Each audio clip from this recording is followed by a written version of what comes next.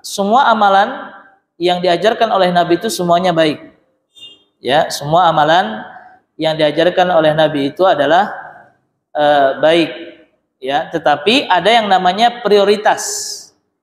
Ya, mana yang harus kita dahulukan? Apalagi kalau usia kita udah mulai senja. Apalagi usia kita sudah mulai tua.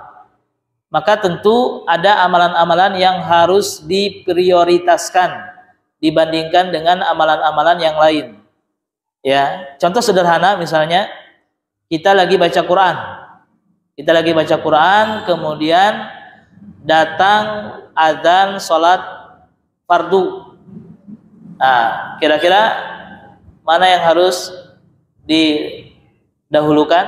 Kalau sudah azan, apakah lanjut baca Quran atau menjawab panggilan azan? Mana yang harus didahulukan? Menjawab panggilan azan. Kenapa? Karena waktunya yang lebih utama adalah menjawab panggilan azan dibandingkan dengan lanjut membaca Al-Quran. Ya. Contoh yang lain, misalnya kita lagi salat duha, mau salat duha, kemudian ada tamu. Mana yang harus didahulukan? Salat duha dulu atau menyambut tamu? Kenapa menyambut tamu harus didahulukan? Karena hukumnya wajib, sedangkan salat duha hukumnya sunnah. Maka wajib harus didahulukan dari sunnah, begitu, ya.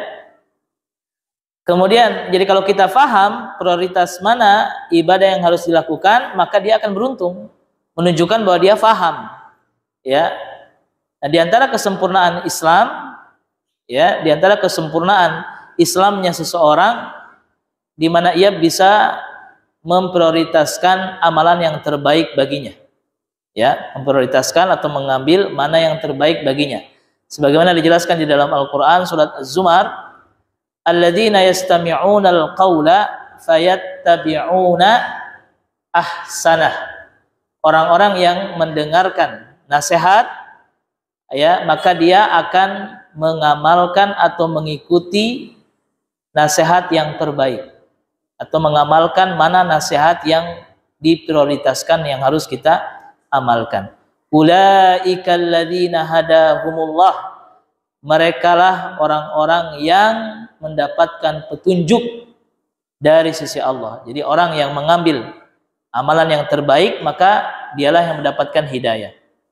Wa ulaika hum ulul albab, dan merekalah orang-orang yang cerdas, orang-orang yang memiliki akal sehat. Allah memberikan pujian bagi orang-orang yang mengutamakan atau mengambil mana amalan yang lebih utama dibandingkan yang lain. Ya.